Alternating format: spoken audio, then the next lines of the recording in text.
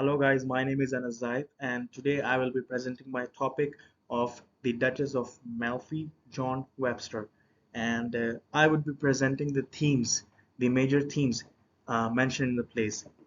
So, my name is Anas and let's talk about the presentation now. The content of my presentation are going to be introduction, and then I'll mention the major themes. And at the end, I'll give you a conclusion. And any material or any content you see in this presentation is based on my research paper, which I will submit later to the teacher. Okay, moving on. So the introduction. um, the Duchess of Malfi is a Jacobean revenge tragedy written by the English dramatist John Webster. Now, what happens in this story is we see a lot of emotions in these stories and a lot of themes. Um, and I would be trying to um, talk about these themes as much as possible. We see the human emotions, the negative emotions, and the negative desires that a human being re receives when he wants something and he can't get, or when he wants someone else to do something. So we will see the negative human emotions. Anyways, moving on. So the first theme we see is the tragic heroine. Now, this is kind of a central theme. The character, the protagonist of the play is a tragic heroine.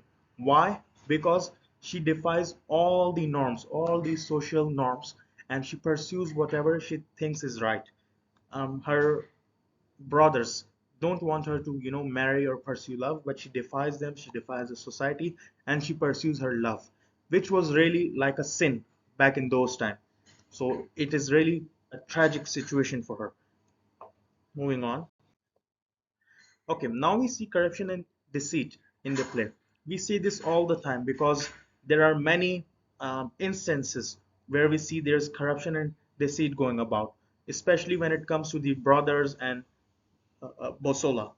We see these brothers, they are using their own power to manipulate and control her sister. And they're supposed to be religious, right? But they're ordering the murder of her sister and they're ordering to spy her sister, which is really, I don't think, a religious kind of a activity. Moving on. Revenge and justice. Now, revenge and justice is kind of a central theme of this play. We see this element of revenge when Antonio finds out that his son and wife have been murdered. So he goes back and he wants to, get revenge from the brothers.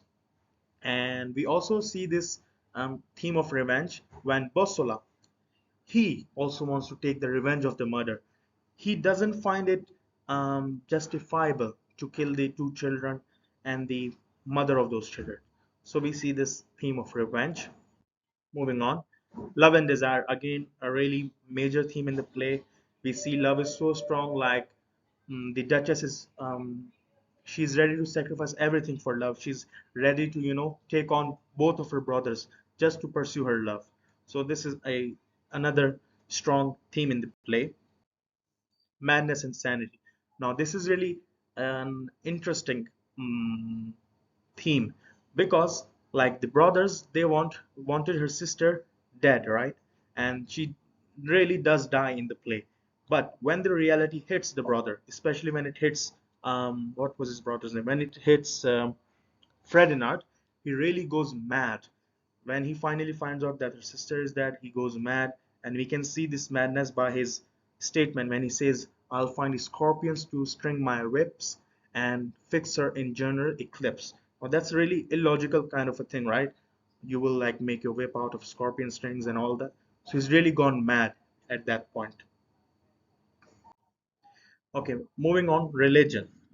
We see the theme of religion because both of the brothers, they have like a kind of a religion religious position in the church, but I don't really think that religion was portrayed clearly in this theme. I think both of the brothers were just using the religion to, gain their own personal motives.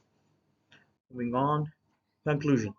So I hope I was able to mention some of the themes and explain you like what was going in the play. My presentation was more about the themes, not about the plot, but I was mentioning some of the plot as it as my presentation required.